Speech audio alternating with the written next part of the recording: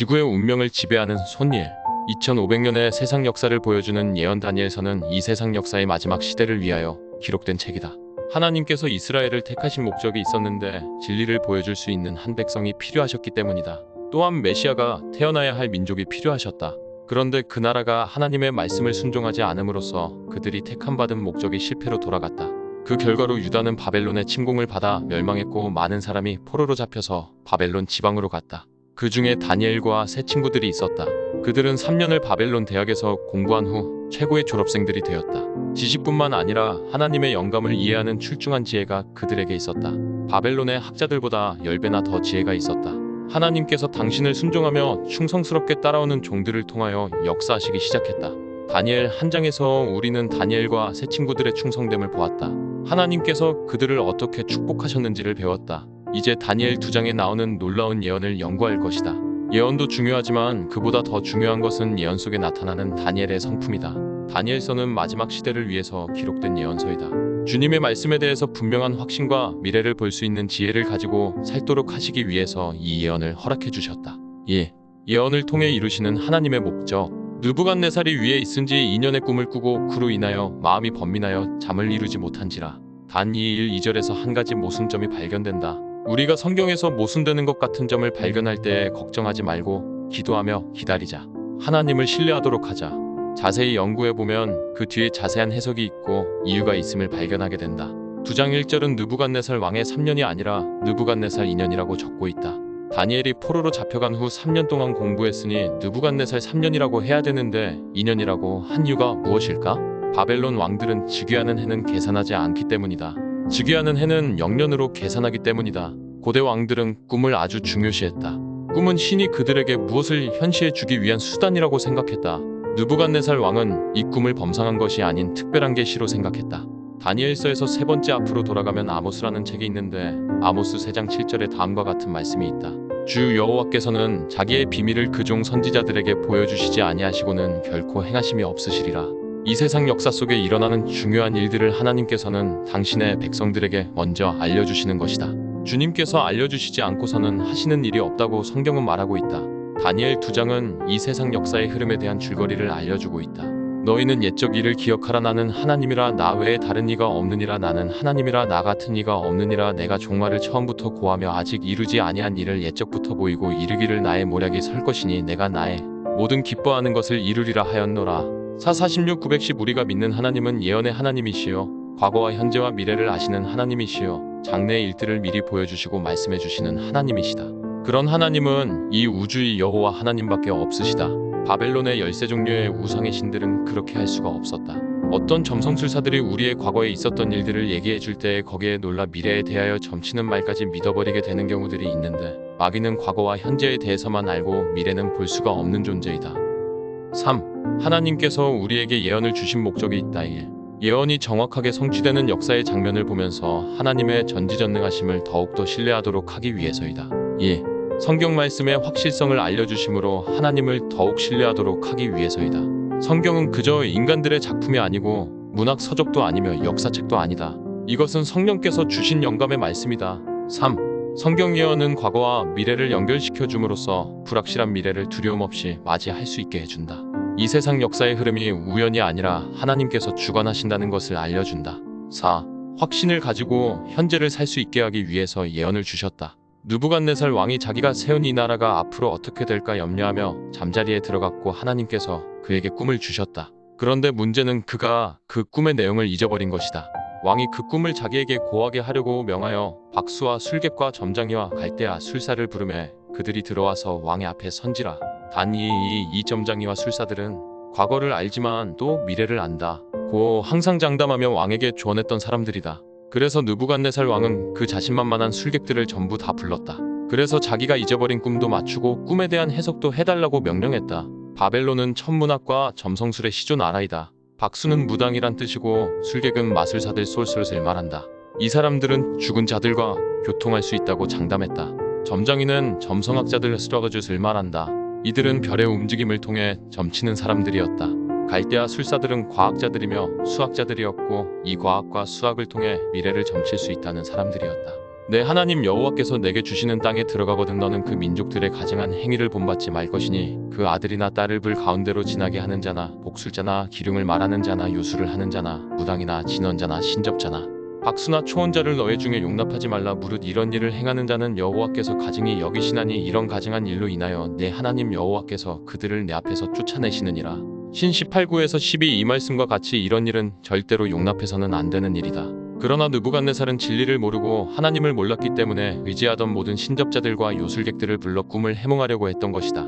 왕이 그들에게 이르되 내가 꿈을 꾸고 그 꿈을 알고자 하여 마음이 번민하도다. 갈대아 술사들이 아람 방언으로 왕에게 말하되 왕이여 만세수를 하옵소서. 왕은 그 꿈을 종들에게 이르시면 우리가 해석하여 드리겠나이다. 왕이 갈대아 술사에게 대답하여 가로되 내가 명령을 내렸나니 너희가 만일 꿈과 그 해석을 나로 알게 하지 아니하면 너희 몸을 쪼갤 것이며 너희 집으로 걸음터를 삼을 것이요 너희가 만일 꿈과 그 해석을 보이면 너희가 선물과 상과 큰 영광을 내게서 얻으리라. 그런즉 꿈과 그 해석을 내게 보이라.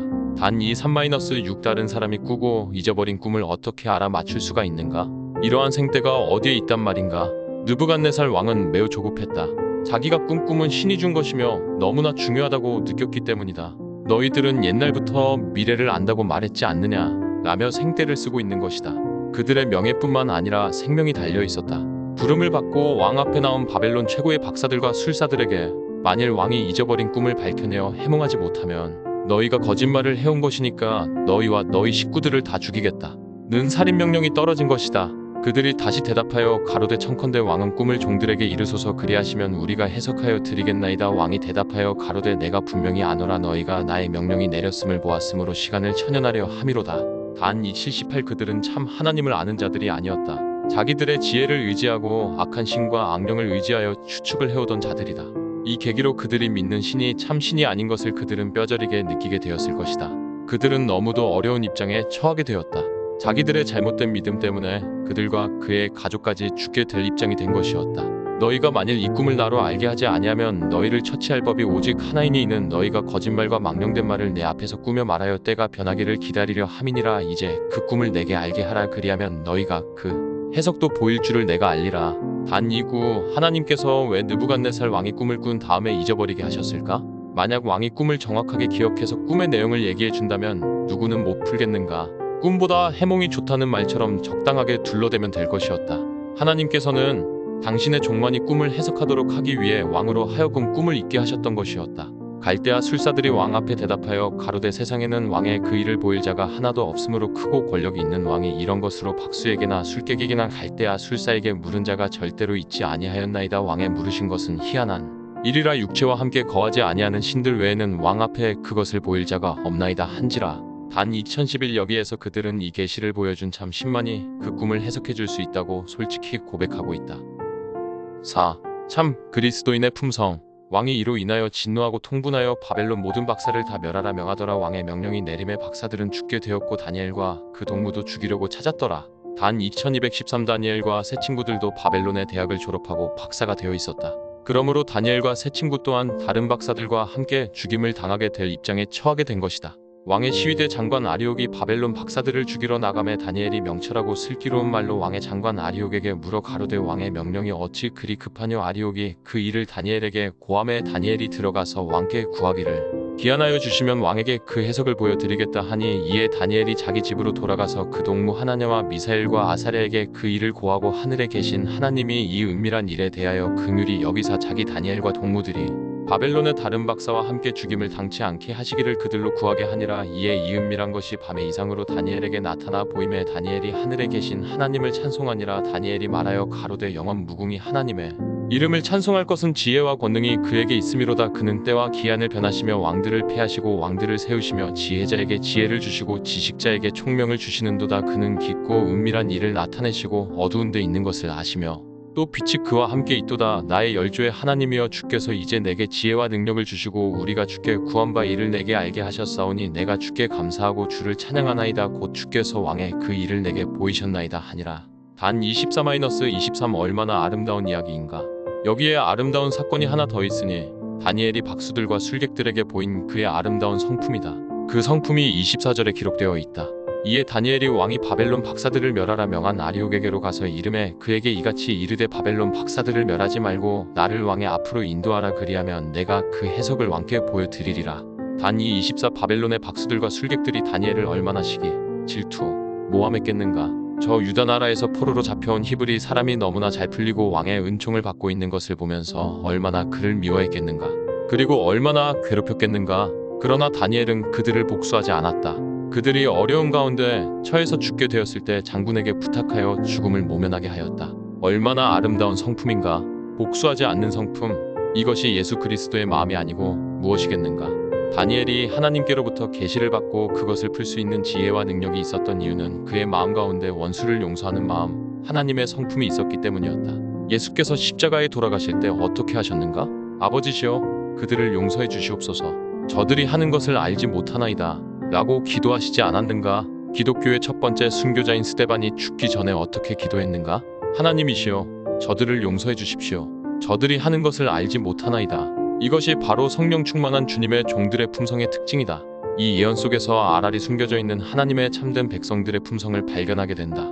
이에 아리옥이 다니엘을 데리고 급히 왕의 앞에 들어가서 고하되 내가 사로잡혀온 유다 자손 중에서 한 사람을 얻었나이다. 그가 그 해석을 왕께 아시게 하리이다. 왕이 대답하여 벨드사살이라 이름한 다니엘에게 이르되 내가 얻은 꿈과 그 해석을 내가 능히 내게 알게 하겠느냐. 다니엘이 왕 앞에 대답하여 가로되 왕의 물으심 바 은밀한 것은 박사나 술객이나 박수나 점장이가 능히 왕께 보일 수 없으되 오직 은밀한 것을 나타내실 자는 하늘에 계신 하나님이시라.